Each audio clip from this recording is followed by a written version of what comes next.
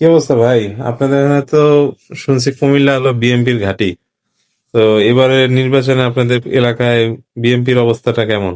বিএনপির বরাবরই কুমিল্লা বিএনপির ঘাঁটি। আমরা যদি বিএনপির সর্বশেষ যে নির্বাচনগুলো দেখি, 2001 সালেও যে নির্বাচন হয়েছিল, অষ্টম জাতীয় সংসদ নির্বাচন, অষ্টম জাতীয় সংসদ নির্বাচনে 4 দলীয় জোট নির্বাচনে করে বিএনপি 11টি আসন পেয়েছিল আর একটি আসন পেয়েছিল জামাত।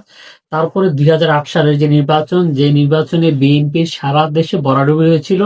বিএনপি যেখানে সারা দেশে 28টি আসন পেয়েছিল, এখানেও কুমিল্লার দুইটি আসন, বিশেষ করে কুমিল্লার 2 এবং কুমিল্লার 3, কাইকুবাদ এবং এম কে আনোয়ার, এই দুইজনের আসন কিন্তু বিএনপি পেয়েছিল। কিন্তু এবার দেখেন, ঠিক মুদ্রার উল্টা পিঠটা দেখছে বিএনপি। বিএনপি সারা দেশে গণজোয়ার থাকলেও বিএনপি আবার 5টা আসন কুমিল্লাতে হারাতে বসেছে। বিশেষ করে আপনারা এতদিন শুনেছেন যে হাসান আব্দুল্লাহর সাথে যে আসনটি, বিএনপি কুমিল্লা 4 আসন, মঞ্জুর হাসান মুন্সি যে আসনটাতে ওনার নমিনেশন বাদ হয়, এখানে বিএনপির প্রার্থী শূন্য হয়ে গেছে। এবং কুমিল্লা 10 আসন যেটি, এইটু আজকে আব্দুল গফুর ভুইয়া, বিএনপির এক প্রবীণ নেতা, ওনার প্রার্থিতা বাতিল করেছে, বাতিলটাকে স্থগিত রেখেছে হাইকোর্ট। এর মানে হচ্ছে কুমিল্লা 4 এবং কুমিল্লা 10 আসন, দুইটা আসন বিএনপির প্রার্থী শূন্য।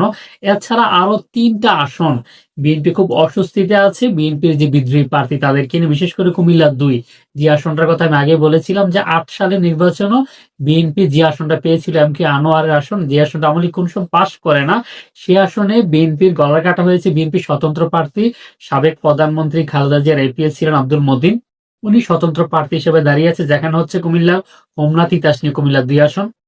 এছাড়া এই আসনে বিএনপির প্রার্থী হয়েছে কুমিল্লা বিভাগীয় বিএনপির যিনি সভাপতি অধ্যক্ষ সেলিম মিয়া, এখানে আছেন জামাত ইসলামের নাজিম উদ্দিন, এবং এখানে আছেন সাবেক এমপি আমির হোসেন, জাতীয় পার্টি। তো এখানে মূলত বিএনপির জন্য এটা একটা গলার কাটে বলা চলে। বিএনপির এই আসনটাকে প্রায় অস্বস্তিতে ফেলে দিয়েছে। এছাড়া কুমিল্লা 7 আসন, যেটি আসলে বিএনপির ঘাঁটি, চান্দিনা যে আসনটি, এখানে সাবেক এমপি, সাবেক মন্ত্রী, এলডিপির যিনি 22 মহাসচিব ছিলেন রেদওয়ান আহমেদ, রেদওয়ান আহমেদ এখন বিএনপিতে যোগদান করেছেন। ওনার সাথেও ঠিক একজন বিএনপির বিদ্রোহী প্রার্থী রয়েছেন আতিকুল ইসলাম শাওন, উনি প্রার্থী হিসেবে থাকা একটা অস্বস্তিতে আছে রেদওয়ান আহমেদ। এছাড়া এখানে খেলাফত মজলিসের যিনি একজন প্রার্থী আছেন সোলেমান খান।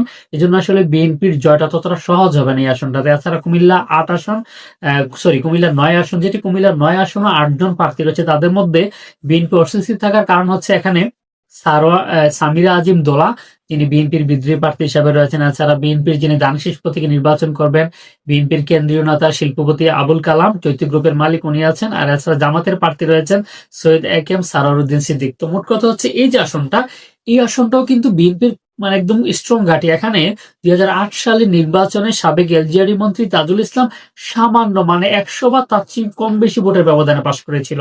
মানে হচ্ছে কুমিল্লার যে